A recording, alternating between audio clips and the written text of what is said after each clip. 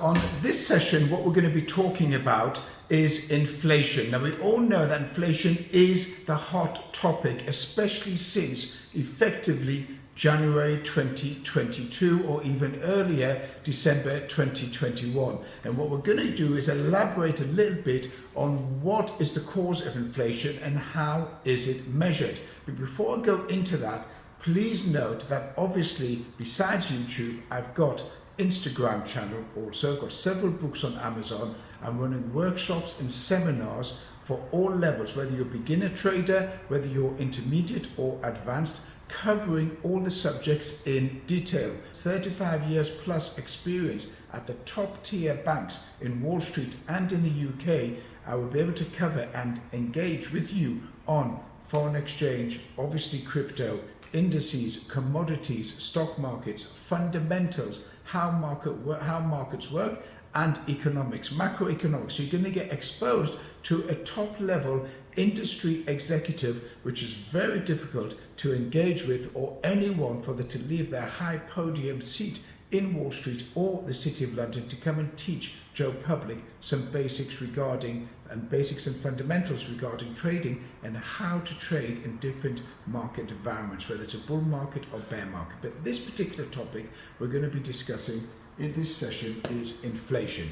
Now, inflation itself is accelerated since January 2022, going back to what happened previously overall in 2020 with the COVID, and previously with the banking crisis of 2008-2010, which caused a recession and an element of quantitative easing, which is another name for printing money. So if we go back to recent history, and we go back to essentially, just open my pen, excuse me, to January 2022, then you will see there was indicators already that inflation is picking up. If we look at what happened in March 2020, and a significant date as far as inflation is concerned, and March 2020 with the outbreak of COVID in the Western world specifically, that COVID spread around, but in the Western world specifically, there were draconian measures taken by governments and by central banks in order to potentially avoid a global recession.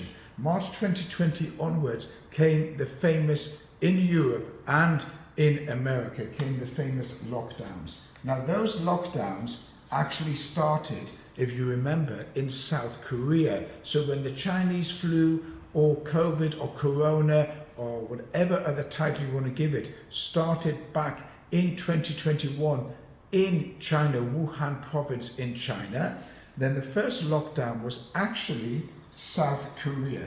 South Korea was the first developed, essentially economically strong country to shut down. So South Korea shut down, and that did not send any shockwaves, particularly amongst the West. And then roundabout for the next 2 to 3 months, from November through to March, these rumors came out regarding COVID, and in March 2020 there was a lockdown in Western Europe and in the North American, Canada and North America itself, Australia, Southeast Asia. There was a global lockdown, and that was the starting point of inflation. Why was it the starting point? Because soon as you lock the human being into their home and they're unable to spend, so the consumer is not spending, there are no pubs, bars, holidays, hotels, flights, any type of possibility of spending apart from online. So online stores did very, very well.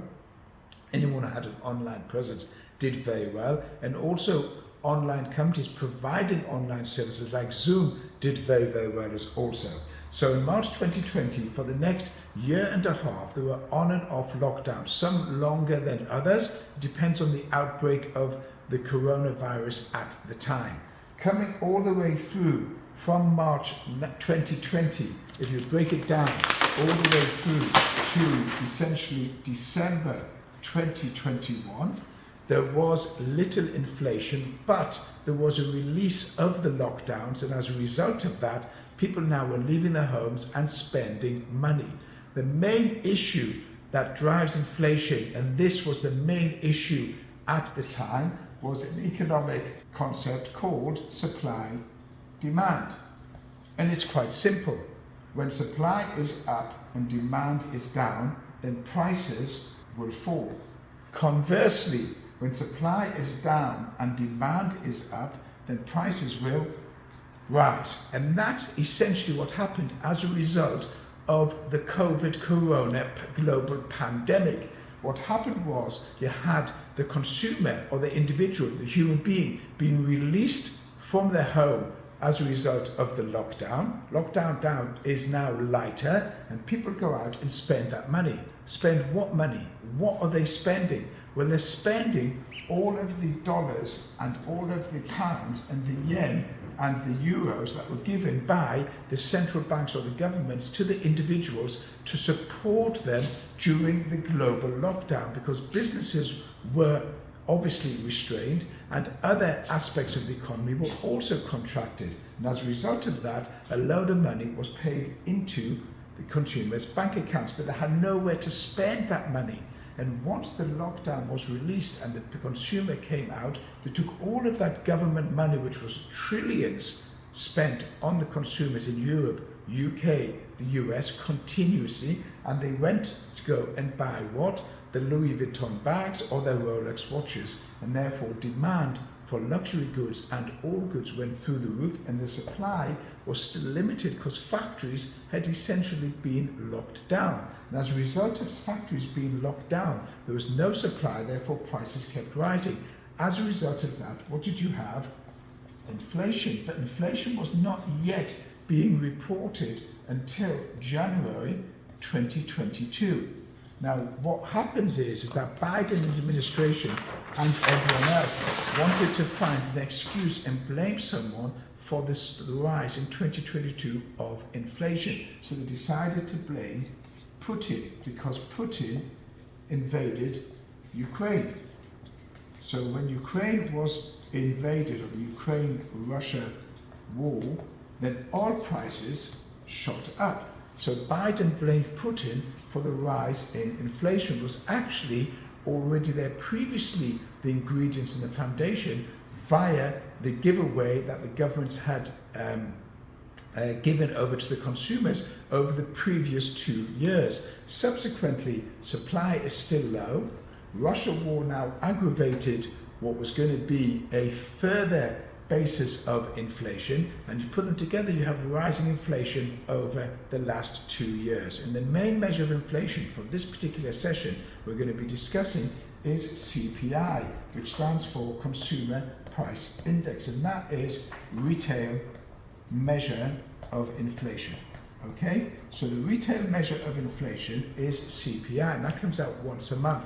All Western governments, is US, Canada, Europe, UK, Australia, use CPI, and that is the measure of inflation. So as inflation rises, then what happens is the federal or the central banks need to take action to counteract inflation, and therefore they raise interest rates. So we've been in a high interest rate environment with a high inflation environment for the last 2 years. That's likely to continue. There might be some alleviation of the interest rates. However, the probability is the environment's been set already from March 2020 or even earlier from the banking crisis of 2008, 2010. The other measure of inflation is called PPI.